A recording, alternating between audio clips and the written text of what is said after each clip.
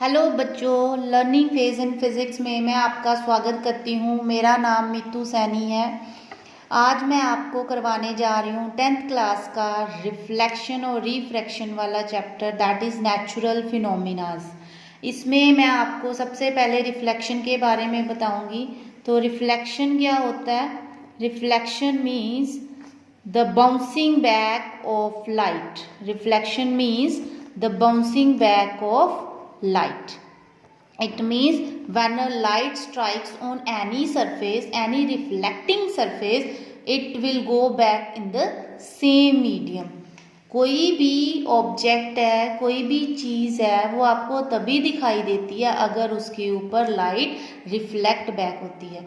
अगर light reflect back ना करे तो हमें कोई भी ऑब्जेक्ट दिखाई नहीं देगा।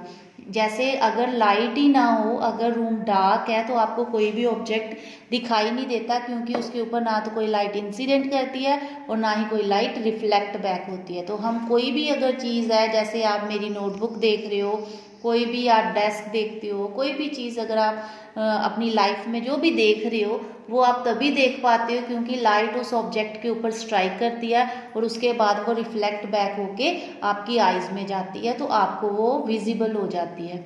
ठीक है, इट मीन्स रिफ्लेक्शन क्या है कि bouncing back of light in the same medium. कि जैसे यहाँ पे लाइट स्ट्राइक करेगी, ये जो मेरी नोटबुक है इसके ऊपर लाइट स्ट्राइक करेगी और रिफ्लेक्ट बैक होके वापस आ जाएगी, that is the reflection of light. तो ये हमारे पास कोई सरफेस है, this is a reflecting surface. तो रिफ्लेक्टिंग सरफेस को हम किस तरह से शो करते हैं? ये जो मैं लाइंस लगा रही हूँ ये हमारा पॉलिश्ड सरफेस है। जैसे आपने अपना मिरर देखा होगा, जहाँ पे अपना फेस देखते हो आप, तो उसकी एक साइड जो है पॉलिश्ड होती है, पेंटेड होती है, और एक साइड रिफ्लेक्टिंग साइड होती है। तो ये जो साइड है ये मैं पेंटिंग वाली साइड ले रही हूँ, जहाँ पे हमने पॉलिश की हुई है, और ये जो अपर साइड है that is the reflecting side. तो होता क्या है, अगर कोई रे ऑफ लाइट इसके ऊपर इंसिडेंट करेगी एट एनी एंगल, तो वो सेम मीडियम में रिफ्लेक्ट बैक हो जाती है। तो हम क्या करते हैं, जिस पॉइंट के ऊपर जो लाइट है वो इंसिडेंट कर रही है, वहाँ पे हम एक नॉर्मल ड्रॉ करते हैं। तो ये मेरा कोई नॉर्मल है। ठीक है, तो ये कोई लाइट है, ये नॉर्मल के साथ कुछ एंगल पे इंसिडेंट करेगी। अगर ये नॉर्मल के साथ किसी एंगल पे इंसिडेंट करती है तो वो सेम एंगल में वो रिफ्लेक्ट बैक हो जाती है सेम मीडियम में, that is known as, this phenomena is known as reflection.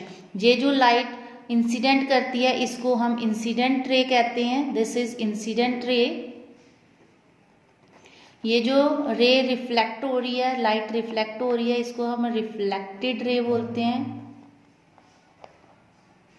और ये जो हमने ड्रॉ किया perpendicular to the reflecting surface, this is known as normal. So this is incident ray, this is reflected ray, this is normal. The angle between normal and incident ray is known as angle of incidence, and the angle between reflected ray and normal is known as angle of reflection. तो ये हमारा reflection का process है कि reflection किस तरह से होती है। तो कोई भी सरफेस में जब रिफ्लेक्शन होती है तो वो कुछ लॉज को ओबे करती है। तो इसके रिफ्लेक्शन के हमारे पास 2 लॉज हैं। तो कौन कौन से लॉज हैं रिफ्लेक्शन के? 2 लॉज हैं इसके। फर्स्ट लॉ क्या है? The angle of incidence must be equal to angle of reflection. ये जो angle of incidence है ये I जो है R के इक्वल होना चाहिए। तो ये दोनों एंगल इक्वल होंगे, ये इक्वल एंगल पे ही रिफ्लेक्ट बैक होती है। This is the first law. Second law क्या है? ये जो इंसिडेंट रे है, incident ray, reflected ray and normal lies in same plane. तो ये तीनों एक ही प्लेन में लाई करने चाहिए। फॉर एग्जाम्पल ये हमारा, ये जो है मेरे पास इंसिडेंट रे है, ये वाला जो मैं दिखा रही हूँ आपको पेन, ये इंसिडेंट रे है, ये मेरा नॉर्मल है। ठीक है, ये नॉर्मल है, और ये जो है मेरे पास रिफ्लेक्टेड रे है। तो ये सारे एक ही प्लेन पे है, दिस इज द प्लेन। तो इसके ऊपर ये तीनों ही एक ही प्लेन में है, चाहे ऐसे हो जाए चाहे ऐसे हो जाए, तो ये एक ही प्लेन में है। तो इसको हम बोलेंगे कि this is the second law, these 3 all lies in the same plane. ये सारे एक ही प्लेन में लाई होने चाहिए। ठीक है, तो ये हमारे ये जो लॉज हैं, ये जो रिफ्लेक्शन है इन लॉज को ओबे करती है। चाहे सरफेस स्मूथ है चाहे सरफेस इरेगुलर है, ये लॉ ओबे होती हैं। ठीक है, दिस इज द रिफ्लेक्शन। अब हम कुछ स्फेरिकल मिरर्स करेंगे, स्फेरिकल मिरर्स में रिफ्लेक्शन की बात करेंगे। तो स्फेरिकल मिरर्स का मतलब है कर्व्ड मिरर्स।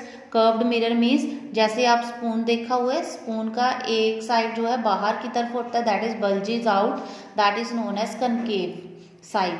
एंड जो अंदर वाला साइड है, जो कि अंदर की साइड इस तरह से होता है, दिस वन इज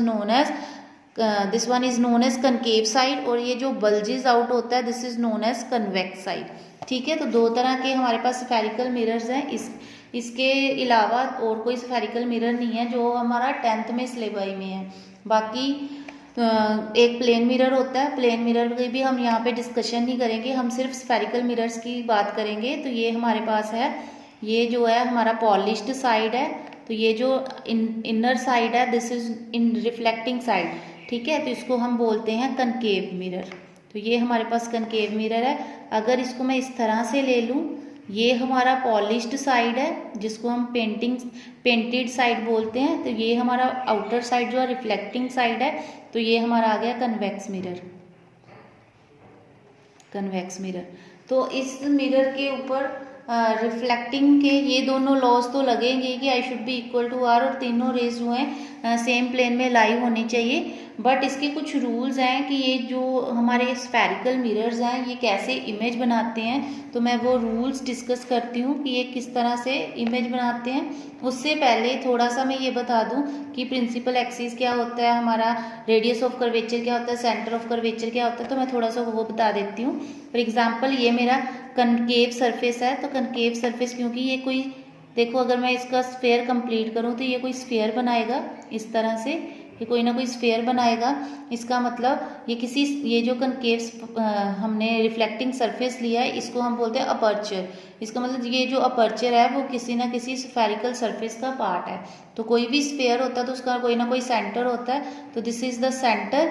हमने ये ड्रॉ नहीं करना होता, हमने ये सिर्फ खुद से एज्यूम करना होता है कि it is a part of a sphere, तो इसका कोई सेंटर होगा सी।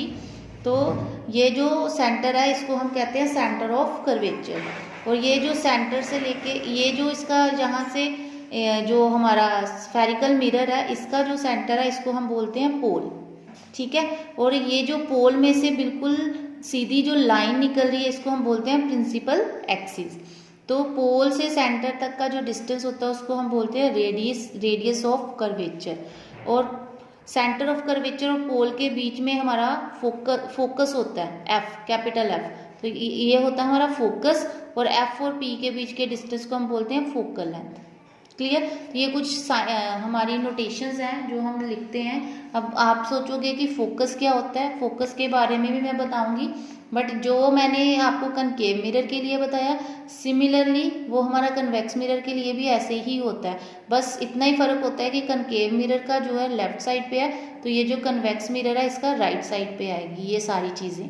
ठीक है, उसके बाद फोकस क्या होता है कि ये मेरे पास कनकेव मिरर है, ये इसकी प्रिंसिपल एक्सिस है, ये पोल है हमारे पास, ये हमारा नॉन रिफ्लेक्टिंग सरफेस है।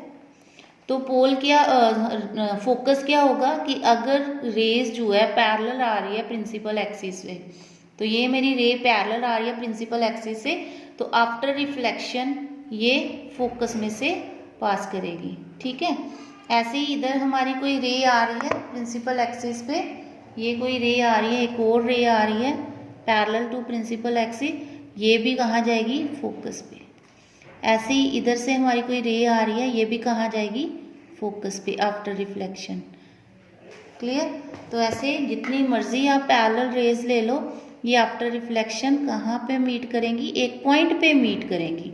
ठीक है, सारी की सारी रेज जो हैं आफ्टर रिफ्लेक्शन वो एक पॉइंट पे मीट करेंगी, उस पॉइंट को हम क्या बोल देते हैं फोकस। तो दिस इज अ फोकस। जैसे इसका फोकस है ऐसे ही कन्वेक्स का फोकस होता है, कन्वेक्स का भी मैं आपको बना के बता देती हूँ। तो ये हमारा नॉन रिफ्लेक्टिंग सरफेस है, ठीक है, और ये हमारी प्रिंसिपल एक्सिस, ये पोल।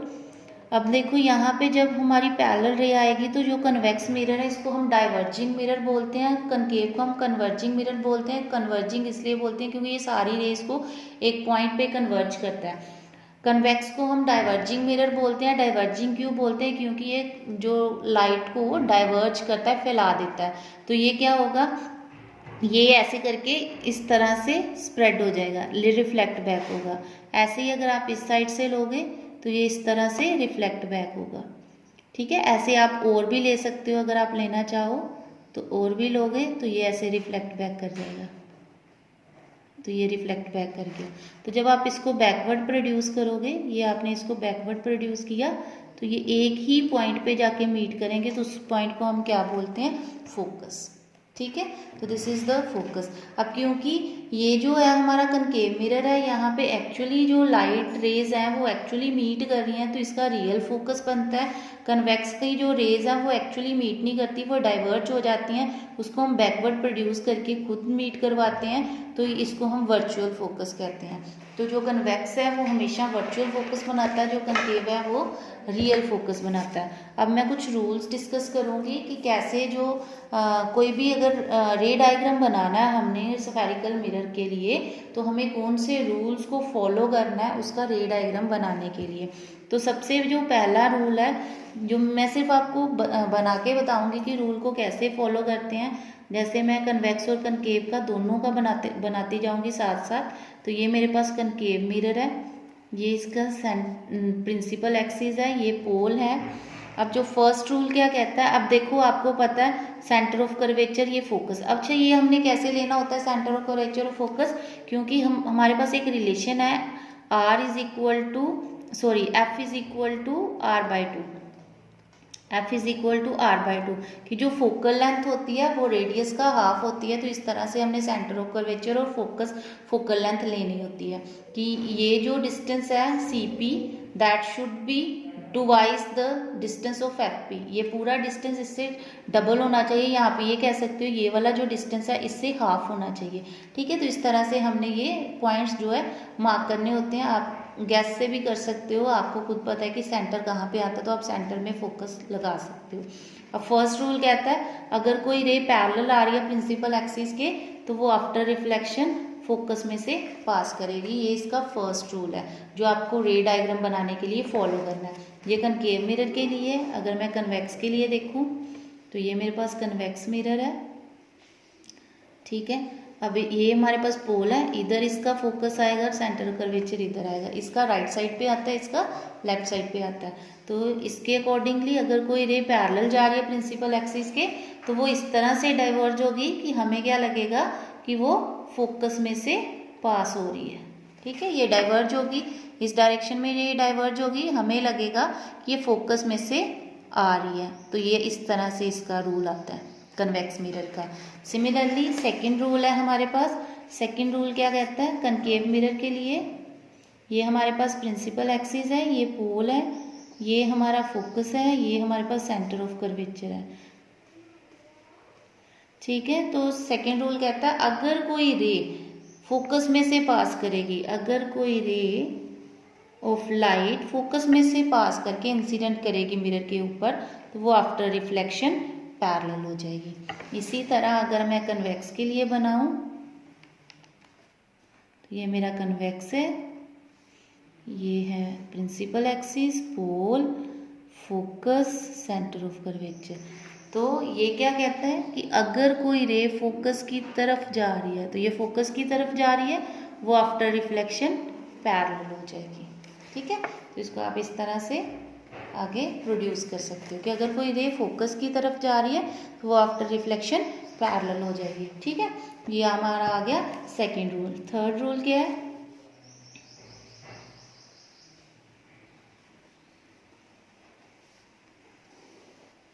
This is pole, focus, centre of curvature. Third rule कहता है कि अगर कोई रे सेंटर ऑफ कर्वेचर में से पास होके जा रही है तो वो आफ्टर रिफ्लेक्शन अपना पाथ रीट्रेस कर लेगी, वो वापस सेम पाथ स्टार्ट कर देगी। ठीक है, इसी तरह से अगर कन्वेक्स का बनाना हो,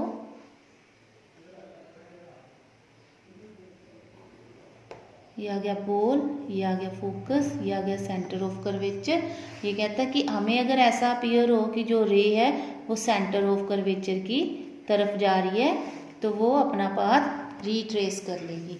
this is the third rule. Fourth rule क्या है?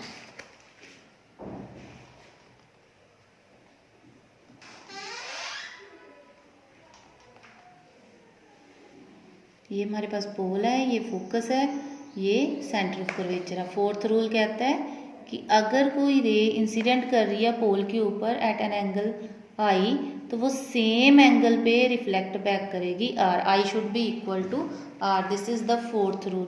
ये सेम रूल है हमारा कन्वेक्स के लिए। कन्वेक्स के लिए भी हमारा सेम रूल है। तो ये हमारा पोल है, ये फोकस है, ये सेंटर ऑफ कर्वेचर है। तो अगर कोई रे पोल के ऊपर स्ट्राइक करी है एट एन एंगल आई, तो सेम एंगल पे वो रिफ्लेक्ट बैक हो जाएगी। तो ये हमारे पास 4 रूल्स हैं हमारे जो है रे डायग्राम बनाने के लिए।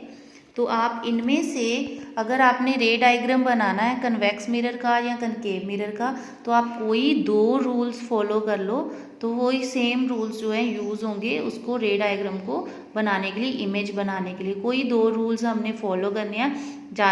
एक ये वाला रूल तो हमेशा हम लगाते हैं, पैरेलल रे फोकस में से पास होता है, मैक्सिमम टाइम हम ये रूल लगाते हैं। और एक ये वाला लग जाता है सेंटर ऑफ कर्वेचर वाला, मैक्सिमम टाइम लग जाता है। तो ये कोई 2 अगर रेज आपस में जहाँ पे भी मीट करेंगी वहाँ पे इमेज फॉर्म हो जाती है। इट मीन्स कोई 2 रूल्स अगर आप लगा लोगे तो इमेज जो है फॉर्म हो जाएगी। नेक्स्ट वीडियो में मैं आपको बताऊंगी कि कन्वेक्स मिरर कैसे कन्वेक्स मिरर कैसे इमेज फॉर्म करता है और कनकेव मिरर कैसे जो इमेज फॉर्म करता है। नेक्स्ट वीडियो में मैं आपको ये बताऊंगी। अगर आपको मेरा लेक्चर समझ आ गया होगा तो आप प्लीज़ मेरी वीडियो को लाइक ज़रूर करें, इसको शेयर भी करें और मेरे चैनल को सब्सक्राइब करें और वीडियोस देखने के लिए। Thank you.